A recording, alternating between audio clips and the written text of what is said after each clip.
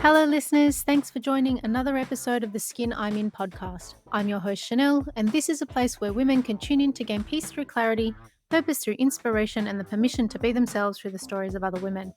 If you're enjoying these episodes so far, click the like, share, and subscribe button so that more women like you can be positively impacted by the stories in this podcast.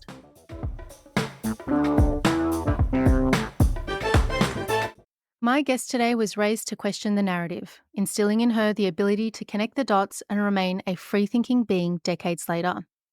What piqued my curiosity about this woman was that it was evident she was seeking the why, always learning and aware of the fact that something is really off about the direction our society is being steered. A creative by nature, my guest is an entrepreneur and executive marketer who helps families switch where they shop for basic home products, steering them towards healthier, more affordable options and away from the corporate giants selling agendas to our children.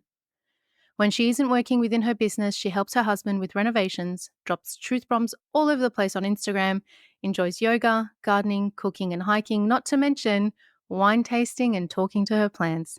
She has a keen interest in going down rabbit holes on deepfake psyops and psychological warfare. She is a wife. She is a cat mum. She is Meghan MacMillan. Welcome to the podcast, Meghan. Thank you so much. I'm so happy to be here. When I came across your Instagram, I thought to myself, this is a woman who has no fear. And then when we spoke about your upbringing and how it was different to other children because you were homeschooled, etc., it connected the dots for me as to why that may be. Why do you think it was different and how do you think it's shaped you into the woman that you are today? When I was growing up, I was given every opportunity to be myself. I always had the safe space to think outside the box and ask questions. That gave me the comfort and the safe space to be different and to be okay with that. I've noticed over the years a lot of people that are in public school, in some kind of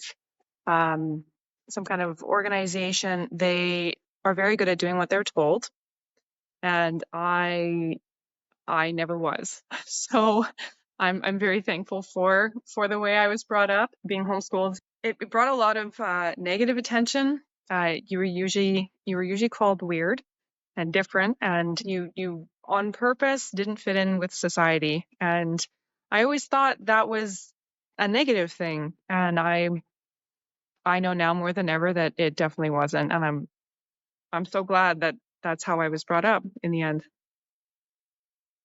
I find it so strange that people call, like, even, I mean, I've wanted to homeschool my children ever since I was little. I knew that I would homeschool my kids. School never felt right for me. And whenever I tell people, they say, oh my God, but you're going to have weird kids. I'm like, what's so weird about children who know who they are?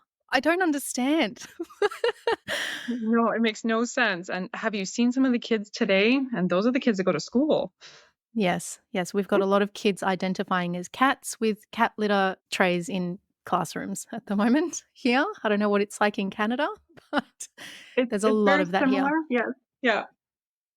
And it's interesting because Canada and Australia are so similar. I mean, I lived in Montreal for 5 years and I remember thinking, wow, these people are so liberal and open and everything happens like on the street in front of you. And it's not like that back home.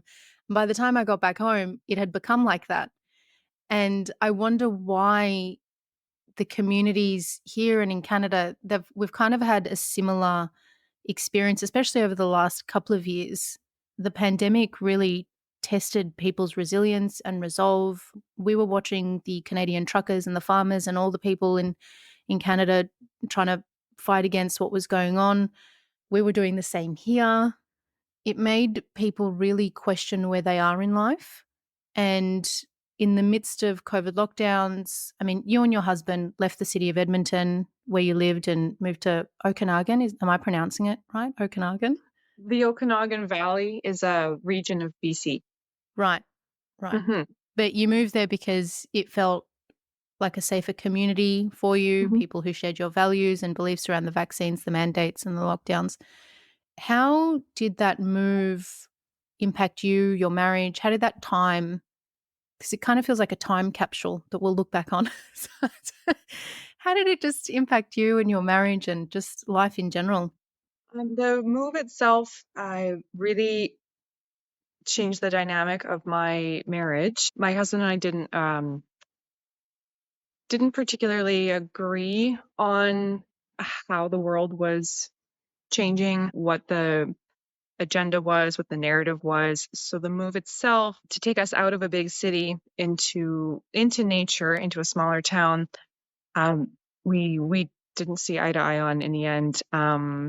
It was very important for me to move to a smaller community, and that's what I needed, what I wanted, and it I was going to do it no matter what.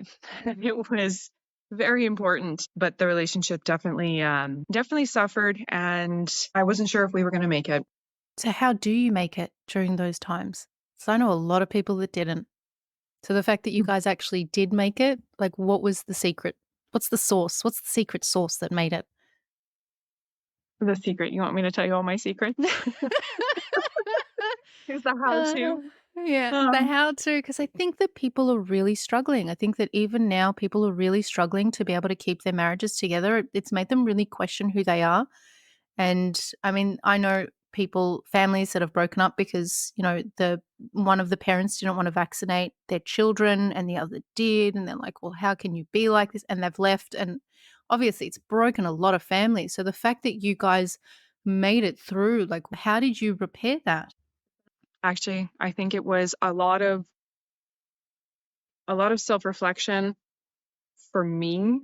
Um, knowing that, knowing and accepting that my marriage wouldn't necessarily make it through. I guess I found some kind of peace in that. Now today, looking back, I can see that we have we have very differing views on a lot of things, but our commitment to each other ended up being what mattered most. And what do you think you learned about yourself during that time? That I am capable of doing anything I put my mind to. I don't know how you ever doubted that.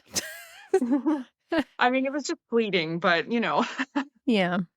And your intuition has always been incredibly strong and you followed it for most of your life. How did you know that that voice or the sense you get was a legitimate force guiding you down the right path? I think that's really hard to explain, actually. I there's a sense of there's a sense of knowing, of being in the right place at the right time, the energy that resonates in that moment is it's like I'm exactly where I'm supposed to be. It's Mm. very, very hard to describe, apparently. Um, I've always just my gut instinct is incredibly loud, and if I ignore it, it's going to come back to bite me in the ass. So some trial and error, really. I so resonate with that. It's one of those things that you keep falling, and then you're like, you know what? I really need to listen to my gut. And I think that that learning, it took a long time for me to learn this. It took a long time for me to listen to my intuition. I was in my probably early 30s by the time I was like, I should be listening to this. So I love that you've Hmm. always known that.